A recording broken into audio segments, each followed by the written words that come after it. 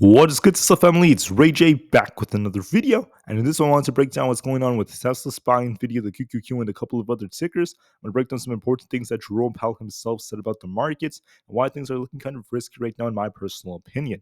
But before I break the devil's information, before I talk about all the different charts and what's going on with some new data coming out for the markets, let me just mention a couple of things.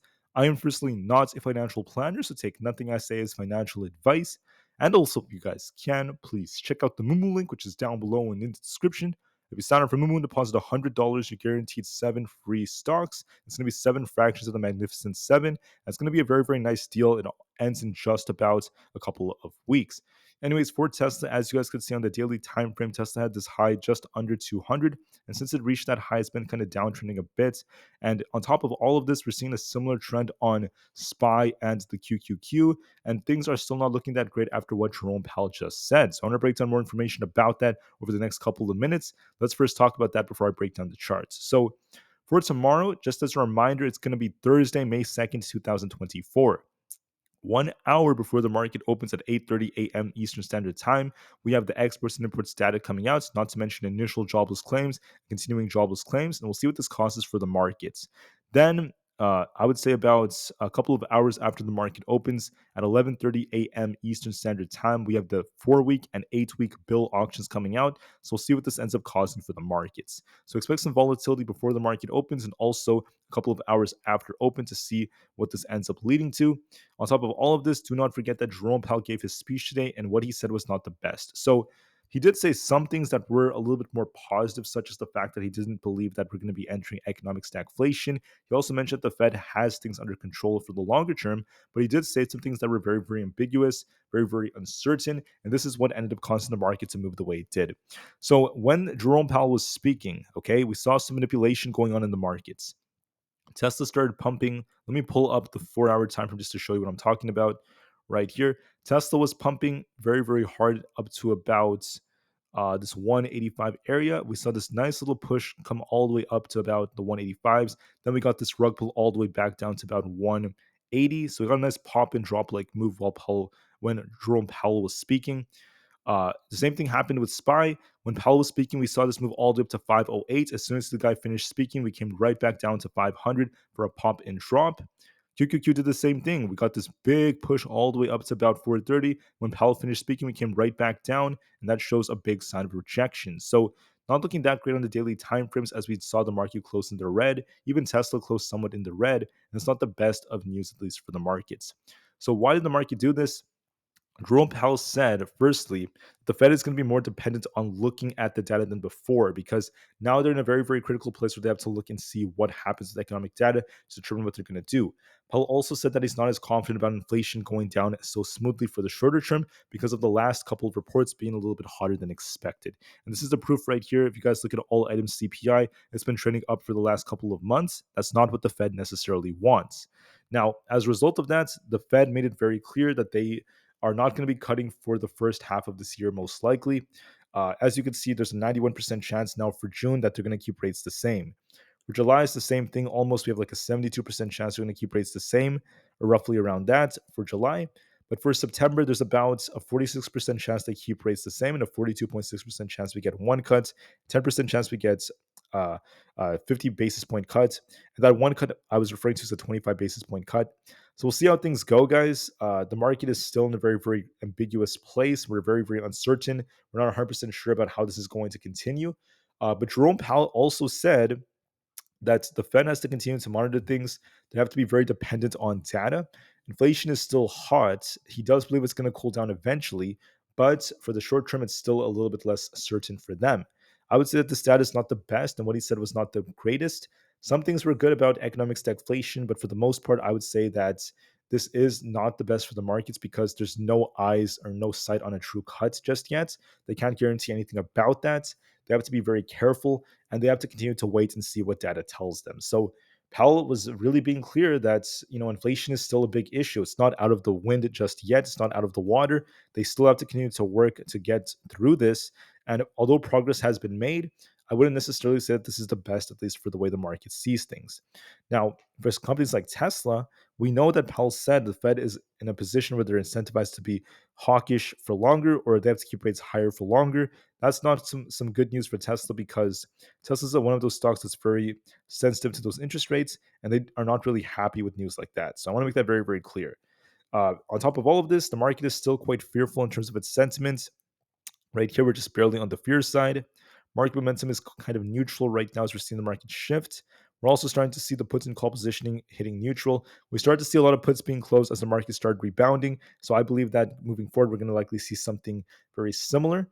As people have been closing their puts and going long, as the ratios are shifting, that's when the market started to actually tank. So that's when people started closing puts a little bit after the market ends up tanking, which shows how the market kind of screws over as many people as possible. Market volatility is trying to bounce off the neutral area. This is where our 50 daily moving average happens to be. And we'll see if we become more fearful tomorrow. Now, another factor for the markets is going to be that for tomorrow, after the market closes, we have Apple's earnings, also Coinbase and DraftKings. Before the market ends up opening, we have Peloton, Moderna, and a few others. And then for today, we just had Carvana. Uh, Carvana did relatively well. They're up 30% as they beat on EPS with 23 cents. Revenue is 3.06 billion, and they raised their guidance, which is pretty good for them. But for the markets, Apple will have a big effect on this for tomorrow. So we'll see how Apple does. Apple reports tomorrow after market close. So with that being said, guys, just one more thing. When it comes to Tesla, I just want to say that there's been a lot of talk about their gigacasting system to be kind of shrinking. And this is because of the fact that Tesla's whole plan of using a one-piece casting system for the body during their manufacturing process may be on hold for the time being. This isn't guaranteed. I'm just seeing some reports that are saying this. Before, they were coming up with a process where they would just have one main piece for the underbody, and then they would use that when building their Model Y, especially, and for the others out there. Nowadays, what they're doing is, and typically, they basically piece together piece together the underbody from hundreds of individual parts. They've been trying to cast them, so they're eventually trying to use like three pieces. And eventually, they're trying to use like one piece as well. That's going to be a process that's going to cut costs. That's a process they came up with. But instead, now Tesla's not really doing that. At least for now, the system's kind of on hold from what I'm seeing in reports. We'll see if they give us any updates on this. This news just came out, so we'll see. Not the best of news, but we'll see if this leads to anything for tomorrow. I also went over the news that came out involving Elon Musk. I went over all of this in the morning about what he said about trying to still expand the supercharger network despite them laying off a large percentage of the team. And then Evercore gave Tesla an inline rating. Wedbush is saying Tesla's going to outperform. The price ratio was bouncing. Now it's actually dipping a bit because Tesla's been underperforming for the last few days. Thursdays are historically only green about 48% of the time for Tesla, not the strongest of days for the markets. And as you guys know, despite the fact that Aprils tend to be green 50% of the time, Mays are very similar. They tend to be a little better, but I'd be very careful nonetheless because a lot is changing in this May. Look for volatility at 10 a.m., 1 p.m., and also during the penultimate hour of the day. And also, we also have about 92 million being our volume, so we'll see if this leads to shifts. With that being said, guys, Tesla's in a very, very interesting place. There's obviously this big gap to fill, and I think that if Tesla loses 178 as support, we're going to likely come all the way down to fill this gap at the 168 area. If we hold it, we could rebound, but I don't think it's going to be that simple. I think that Tesla's going to try to rebound a little bit. It could actually retest the very low 180s, but then eventually I think it's going to be coming back down with the market and get dragged down to at least 178. The reason I say that is what we're seeing in the trend, and also because of the weakness that's developing, has lots to do with what happened with the market and what Jerome Powell said. So we got this big rejection on the 4-hour time frame. If I pull up the daily, once again, you guys can see, the daily also showing signs of these big rejections on Tesla. We look kind of weak on the daily, showing more and more signs of weakness as we're approaching the support. We'll have to see if this 178 zone holds for Tesla. If we lose this, we're going to fill the gap all the way down to 168. If we hold it, we could try to rebound, but I do see potential for Tesla to eventually dip a bit. We look weak on the daily, and also it's because of what I'm seeing right here on the chart. Tesla has resistance at 182. Breaking through that, we could go all the way up to about 184 and then eventually 186. For support, I'd be watching essentially this 180 area, the 178s, and eventually 175. I suspect that there's a possible head and shoulders forming here. This could be like a left shoulder.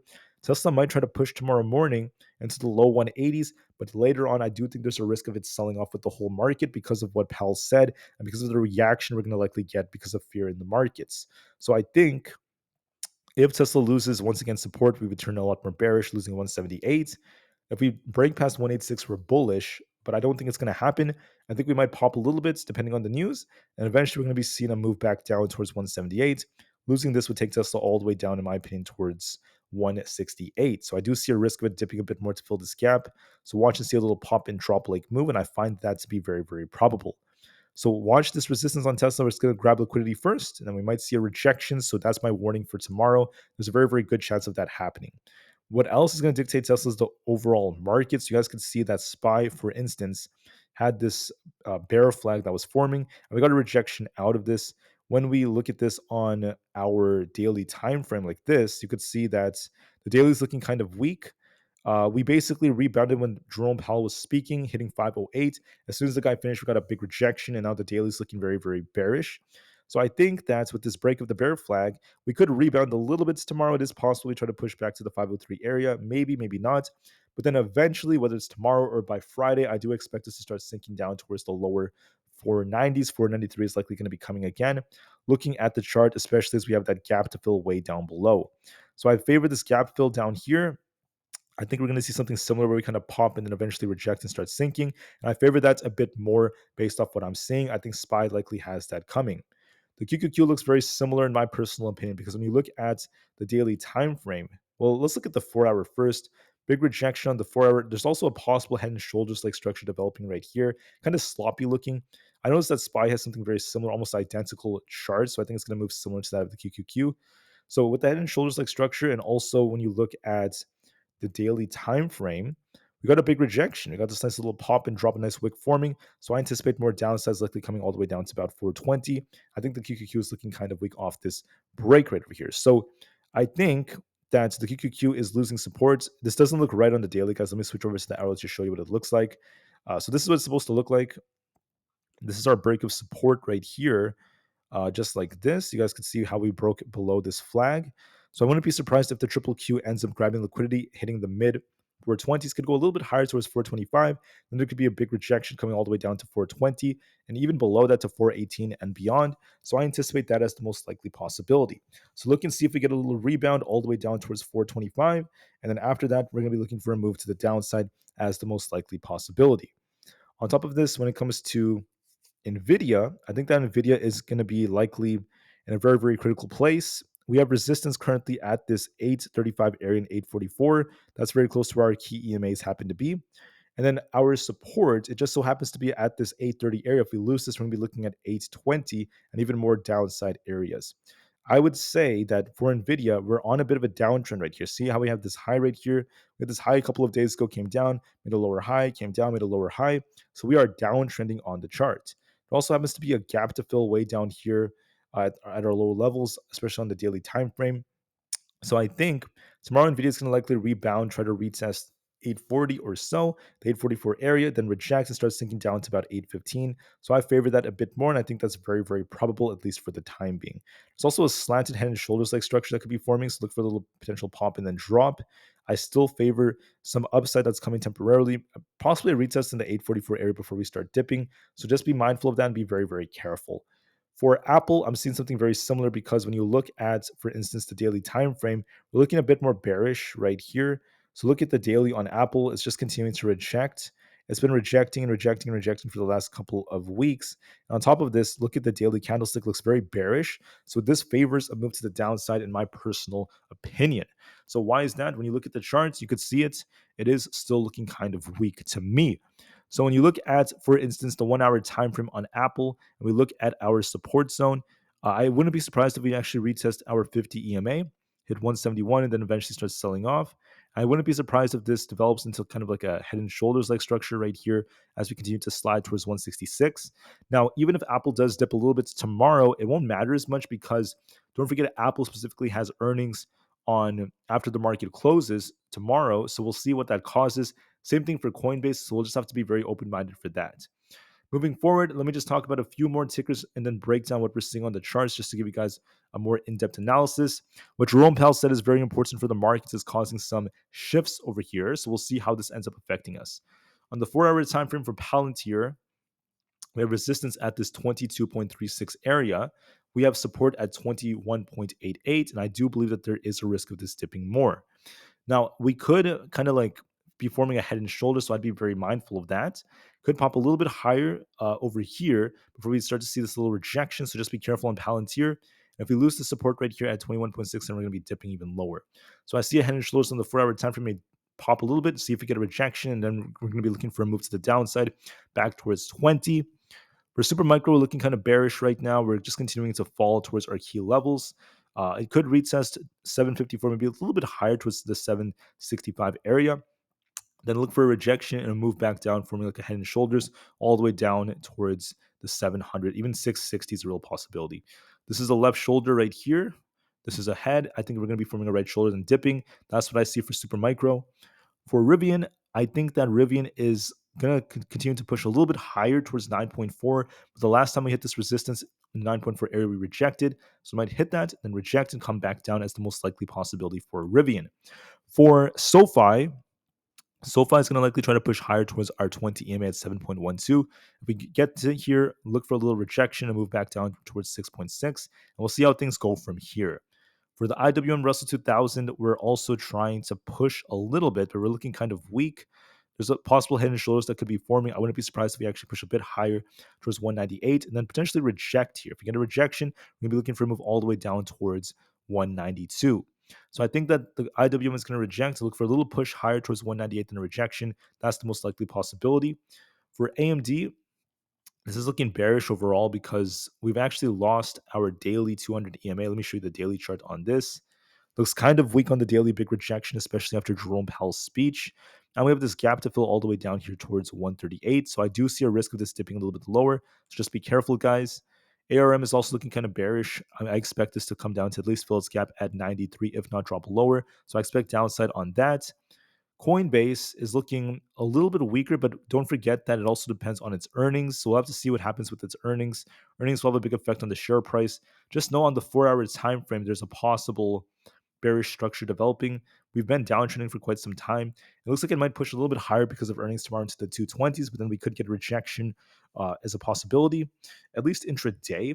But even if that happens, earnings will determine if this goes back up to 250 or if we get a big rug pull. So we'll see what happens during its earnings. For Amazon, in my opinion, is looking a little bit more bearish overall in terms of its structure. When you look at the daily time frame, let me just show you this. Looks a little bit weak. We have this gap to fill all the way down here at 173. I think we might retest 180 or even 182 tomorrow, but then we could dip all the way down to fill the gap, all the way down to 174. So watch for that very carefully. For Meta has resistance currently at this 444 area. We have support at 427. I wouldn't be surprised if Meta actually kind of pops a little bit towards 444, then rejects and starts dipping towards 430. So I find that to be a very, very strong possibility.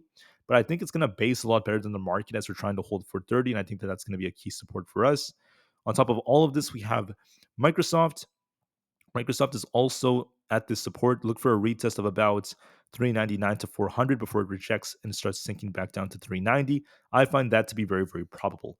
For Google, there's a potential move to the downside coming over the gap to fill down here. I wouldn't be surprised if we go down to 165 and eventually 162. So I anticipate a little bit more downside on Google. For the VIX, I'm kind of in the middle with the VIX. It still could get a breakout, but we have to watch for confirmation, especially on our bigger time frames. The 4-hour is not really showing this yet, so we'll have to see if we end up approaching our 16 area. If we lose support right here at 14.5, there could be a bigger dip, so watch and see if we get that break. But I'm going to be very patient. Watch and see if we could break 16 on the VIX. If it breaks this is a bearish confluence. If we end up rejecting, then this could actually come down to fill this gap. I don't favor that. I think that the VIX will eventually get a breakout. So just be careful, guys. The market is in a very, very risky place, in my opinion. The 10-year Treasury yield still kind of stuck right now. We'll see if we bounce off our support. We're at the support we bounced off of last time at this 4.57 area. We have resistance currently around this 4.68 area. We'll give this some time just to see how it moves. For the dollar index, let's actually look at the dollar. Let me just remove that flag. The dollar is also at support. The last time we hit the support at 105.4, we saw this thing bounce big time to 106. And if we reject here, we start sinking, it'll turn bearish. We'll just give this some time and see how things go. So I'd be very, very patient in the process when looking at the dollar. With that being said, guys, for the markets, there is a risk of downside, in my opinion, even for Tesla. But we might rebound a bit tomorrow. So look for a push towards the low 180s. We could go up to about 182, even 184 is a possibility tomorrow. But if we fail to hold this, we could see a dip coming. So I still anticipate that for later on, especially for the markets. Look for a pop and drop as the most likely possibility. And I'll see you guys very soon tomorrow morning for the next one. Thank you for listening, guys, and peace out.